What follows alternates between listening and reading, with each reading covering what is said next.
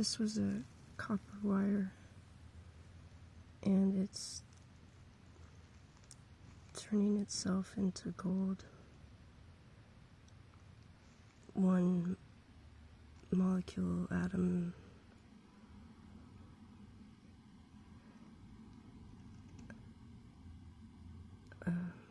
neutron at a time.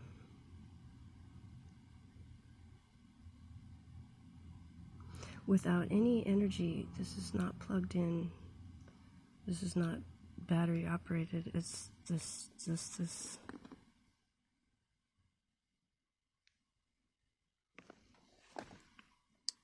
coil of wire. That's it. And it somehow is still going. It's still activating itself.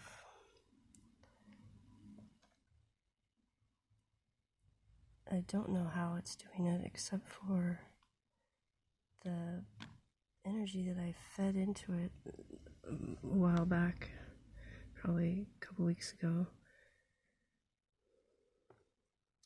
was enough to, or its own components are enough to charge it into a superposition state of alchemical processing itself, chewing itself up and spitting itself out into a different matter, a different material than what a different mineral than what it started out as, by itself, with just intention and light. The light in this room is lending it energy, but that's all. That and its own material makeup, mineral makeup.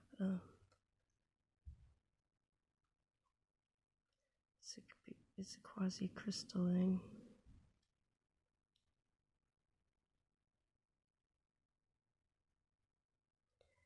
It looks like it's gas that it's putting out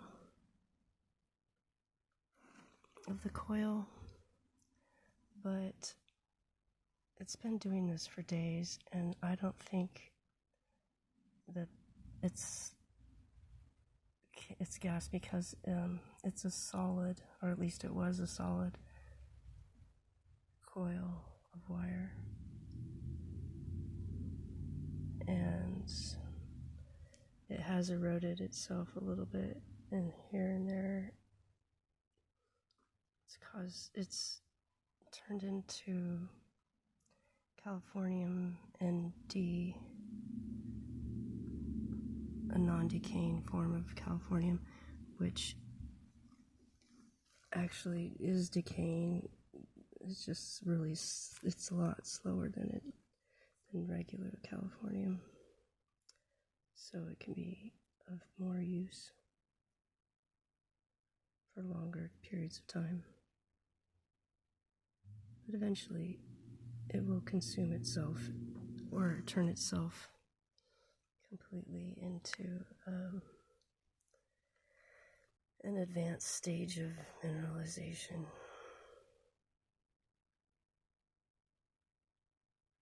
Or it'll just keep circling back onto the periodic table from lower to higher.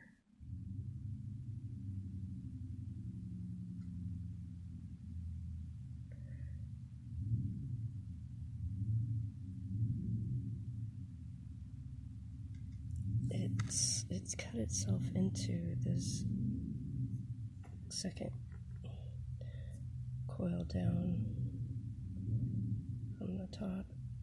I noticed this yesterday when I was taping, videographing, that it was fluctuating, and it looked like drooling or pouring itself out.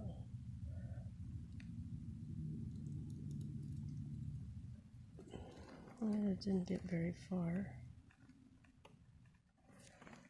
that I know of, that I can tell, that I can see outside of the second coil. It looks like it kind of quit its sting, sort of, temporarily anyway. At this point, maybe it'll pick it back up again, and it seems to be trying to reach back up to its Arcane's position. Yeah. They're gonna start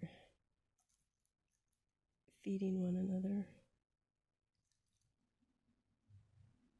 like a mama and baby bird, or kissing lovers, or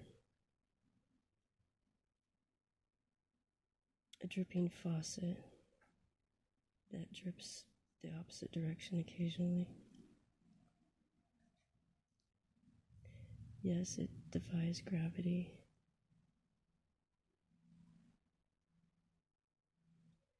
It defies a lot of things. It's a solid liquid, it's a liquid solid, it's cold fusion, it's quasi-crystal, it's what else is it? Space-time crystals in a state of patterned, flipping, electromagnetic waves to and fro and back again.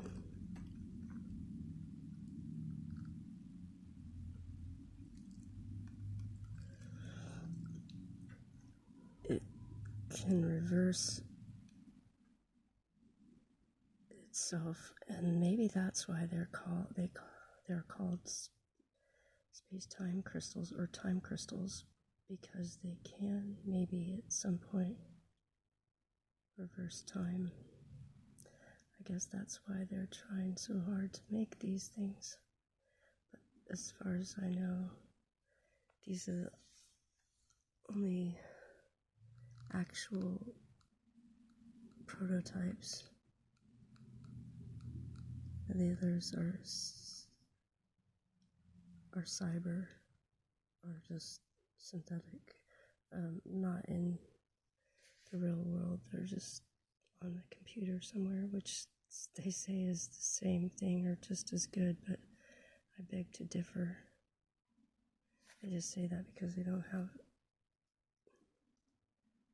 the actual time crystal itself. They've just been able to do the mathematical formula and see that it's possible, and here it is. Seems like it's impossible. It's breaking a lot of the rules of physics. Supposedly, I guess, but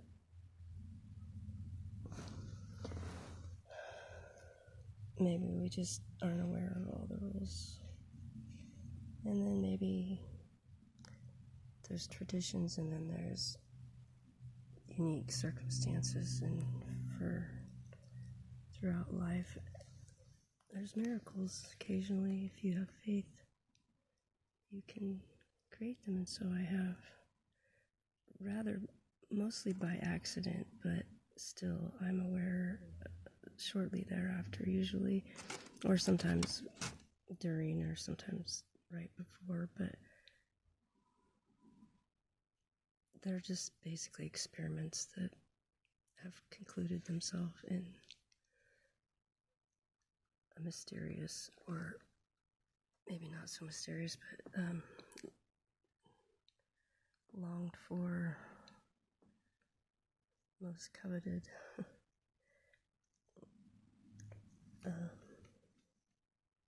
amazing ways that some people would just call magic or miracles or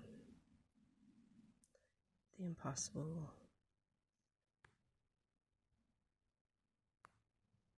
But they're not, they're real. And it's not magic, it's science, but we just don't quite understand it yet. When I say we, I mean most scientific minds can't wrap the understanding around it, but some of them can do the math, and that's good for them. I'm really lousy at math, that I know of anyway. I could be pretty good sometimes, but most of the time I have a hard time with just basic arithmetic, let alone all this theoretical. But I have been gifted with some kind of talent scientifically, and I suppose mathematically even, because some of the crystals I make are just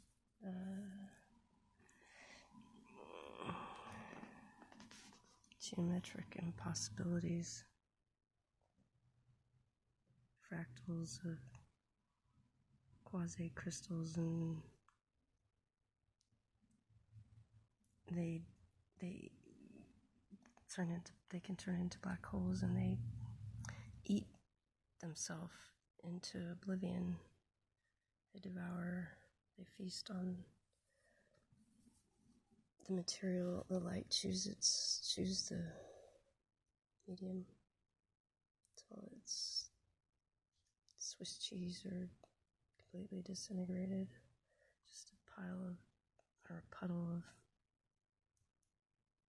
liquid angel hair, or liquefied, spaghettified angel hair. It looks like it's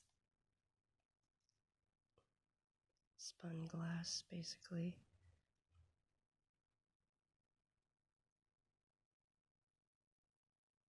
Sometimes they're just little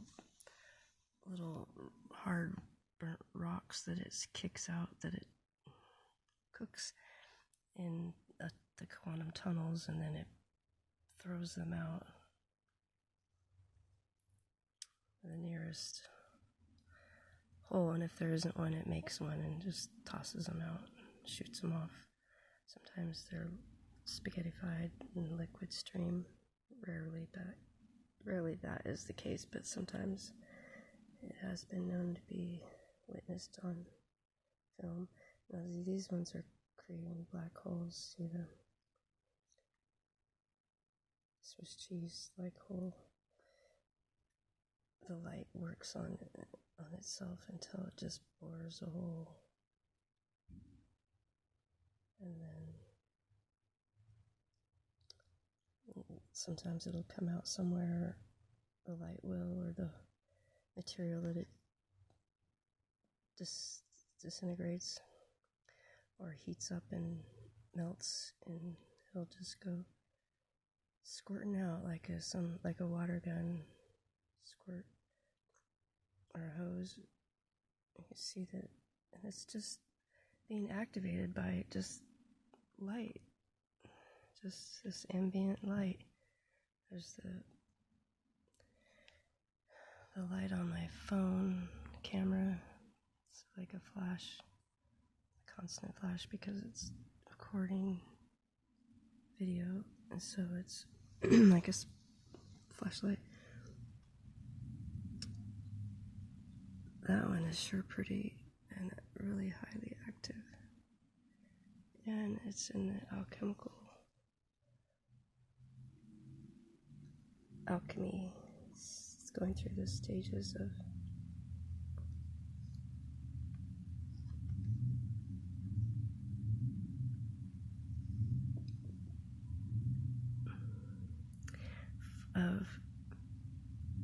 transformation. It's transforming itself into Californium and ND, and also other precious elements, and maybe even a few we haven't discovered yet. I'm not sure. I haven't classified them all yet. I'm just spotted a few obvious ones. But isn't that a pretty crystal?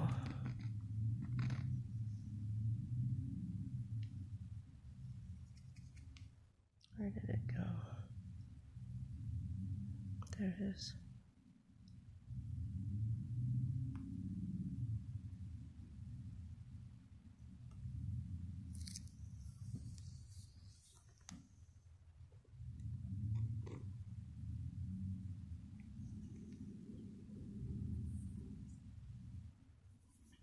It seems to be made out of metal and not. It's not. I don't think it's a diamond. Or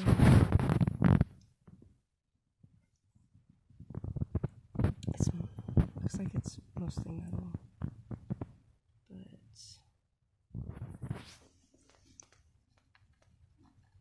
yeah, it seems to be fairly opaque.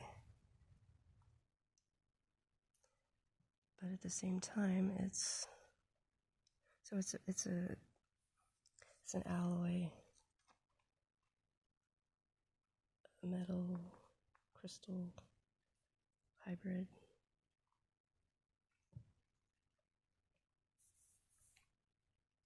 This is probably truly a pretty pure sample of Californium ND.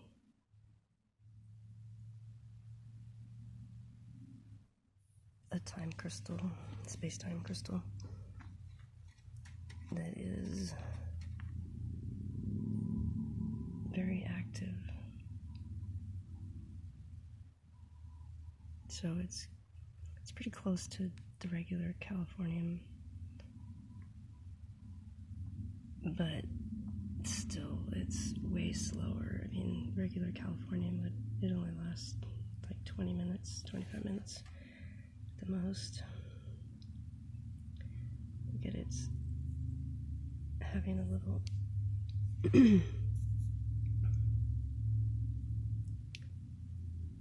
it's quasaring.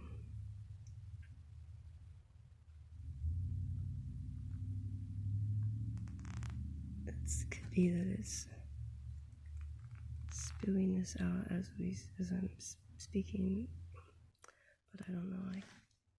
It's hard to tell if it's an old squirt or a new squirt, but it looks like it's probably new, or as we speak, it's ejecting itself.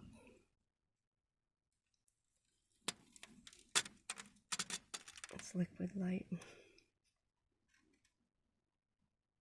Isn't that so beautiful? It won't be for very long if the light is kept on it, though. It will just chew itself into oblivion, devour. It'll just eat itself right up.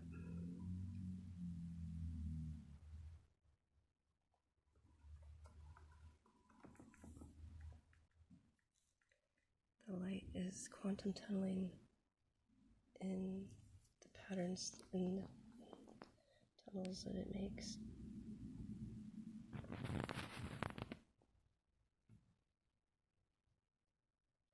I'm always surprised that it doesn't blow up, because it's so good. This is so much energy. This is what they were doing when they discovered that there's a boom behind it. I just hope that I'm not around if it ever does go. Sometimes they keep going when I leave the room. You know, they don't just stop unless the lights are out, and even then, what they've already absorbed will continue its process until it leaves. And who knows how and when and with what it'll do that. So anyway, this is like it's like a real live living creature sometimes is what it feels like, that I'm working with, something that's unpredictable and somewhat predictable though, but also very kind of foreign. Yet we don't know everything about it. That's why we're spending billions and billions of dollars to try to learn all this that I'm learning for free. Well, practically free. That's cost me pennies. Basically, it looks like it's building a portal.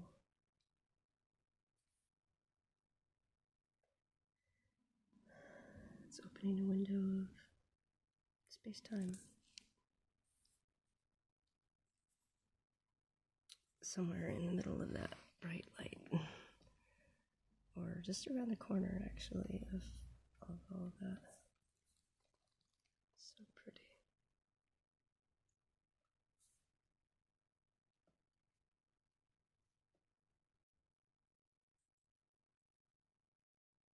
That green light is gamma, which is usually only seen in quasars. But it's a fairly common occurrence here in this room, in my lab, which I should definitely not be in so much, because I think it's not good for me. All the radioactivity, I don't know if it's good or not. I haven't really tested any of this. I just know that I'm aging pretty quickly and falling apart a lot, every which way. So, but this is my life's great work, and I'm gonna stick to it, Lord willing, as long as I can, because I'm making leaps and bounds and huge jumps in technology and in science for the world, so that we can live a better way, in a better time, and maybe go back and change things that we screwed up. And maybe I'll get a second chance, and who knows what kind of advances this will prove to be useful for. It could do a lot of things besides just chew itself up and be beautiful. Turn solids into liquids without hardly any energy input, besides just the ambivalent room lighting, ambiance, just regular ambience.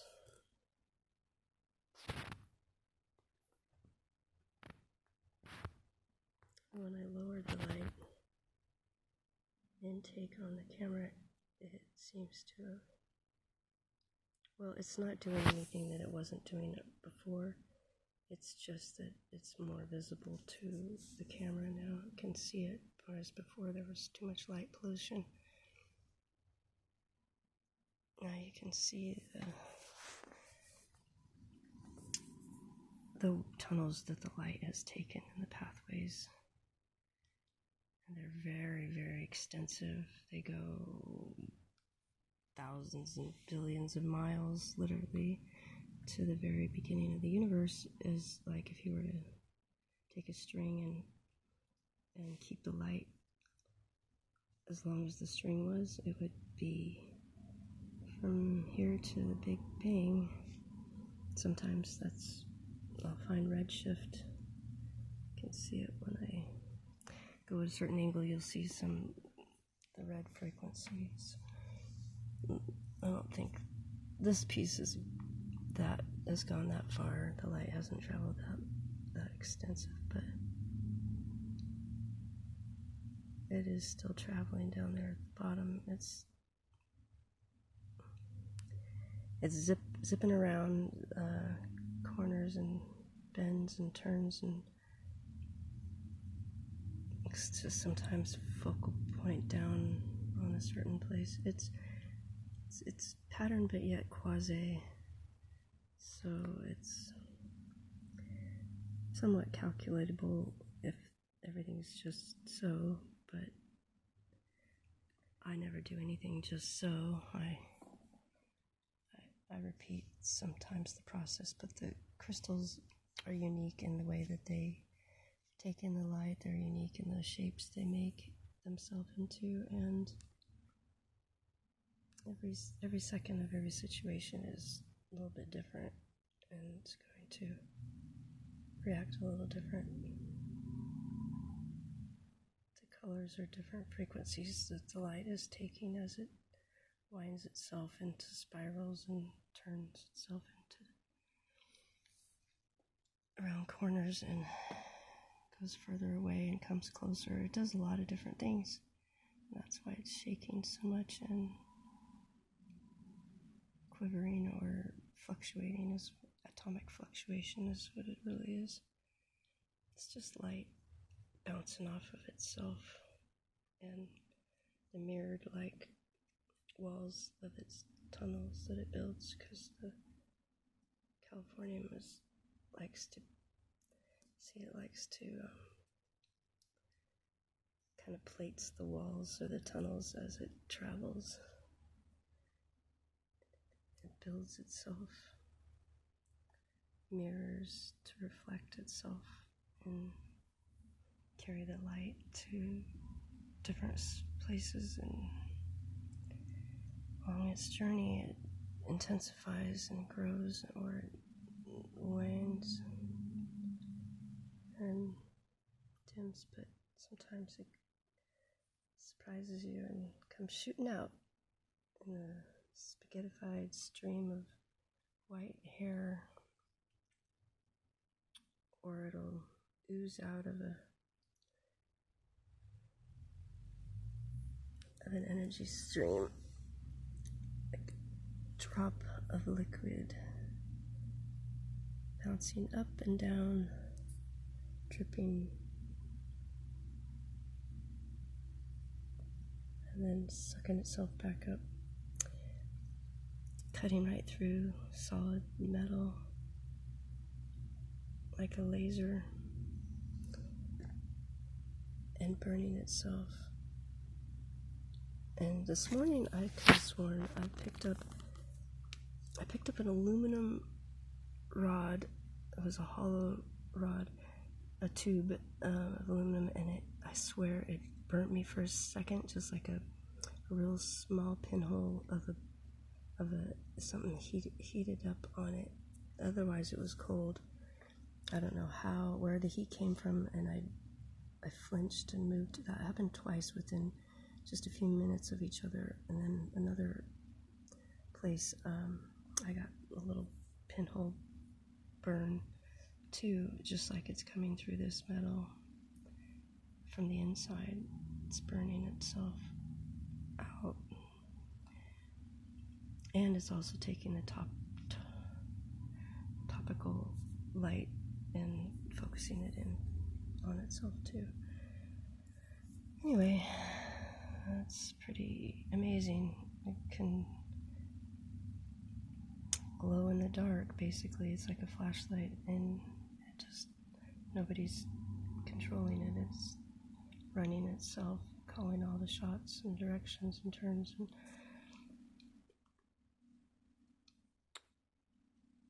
and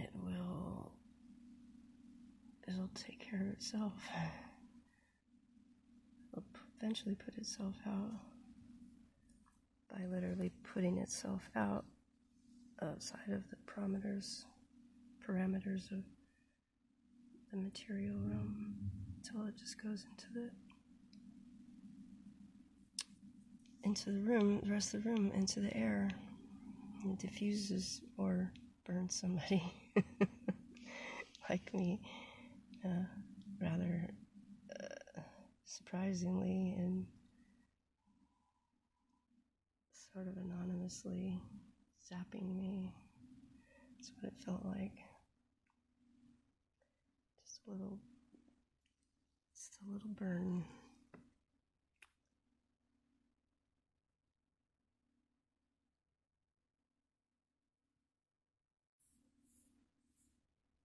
this crystal that we're looking at is a few months old, maybe even a year old, and it hasn't really chewed itself up too much because it hasn't really probably been in the light for very long.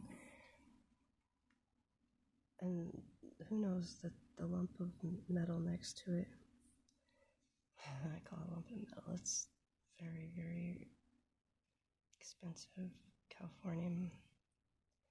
Anyway, it could have been a crystal that's just turned itself into that. I don't know.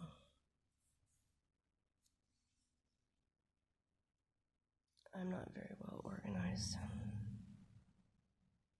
I mean, I am, but I don't have any help, and I dive right into this and submerge myself in my work for years with very little interruption. So anyway, and I don't have a housekeeper, and I don't have a lab assistant or any help for that matter. So it gets kind of messy around here, and things go unattended for quite a while. And so who knows if that was a crystal. Well, it is a crystal, but if it was somewhat, if you could see through it a few months ago or weeks, I don't know.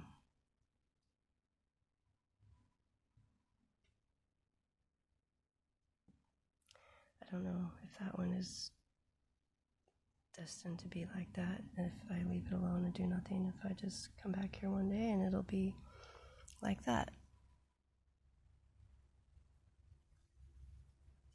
Because they all have basically the same pattern. This one up here is simple. Was simple. They get more and more complex. Basically, every time I look at them, they're just like a cell that divides itself and then divides itself again and then divides itself again. Pretty much every time I go to look at it and give it attention, like the Schrodinger's cat. Well, instead of being one way or another, it just splits. Like, sometimes you can watch it.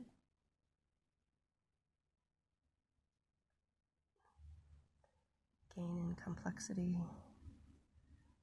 And you can see the portal open.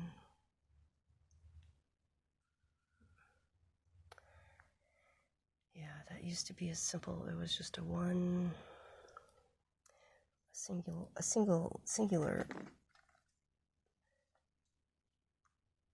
pattern, but now it's, I'd say, at least 3 or 4 twists and turns, and probably by the end of the day, if I look at it a few more times, take its picture a few more times, it'll be just as complicated as the rest of them.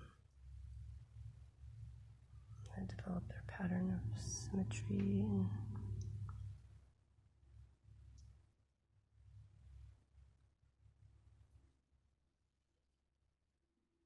anyway, they all start doing the same thing, like synchronizing like watches.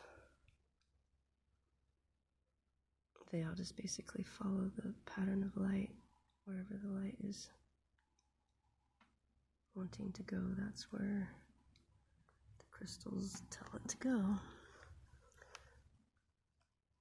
So basically, they're all quasi, but they all get kind of the same.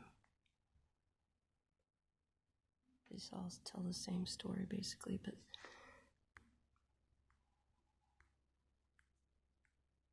see, I tell it a little bit differently based on how they started out and how much exposure they've been given, what part of the process they're in. And black holes turn into beautiful spheres of color, and I've made a few of those. I mean, mini black holes, but the spheres of light there are kind of few. They're pretty hard to do. Not that any of this has taken a lot of calculations, because I don't do any calculations. But if you had lots of time and a brain or a computer that could do it, it's pretty much all calculatable. But good luck with that. I'm not even interested in any of that. I get lost just adding up simple additions. Anyway, that's my pretties.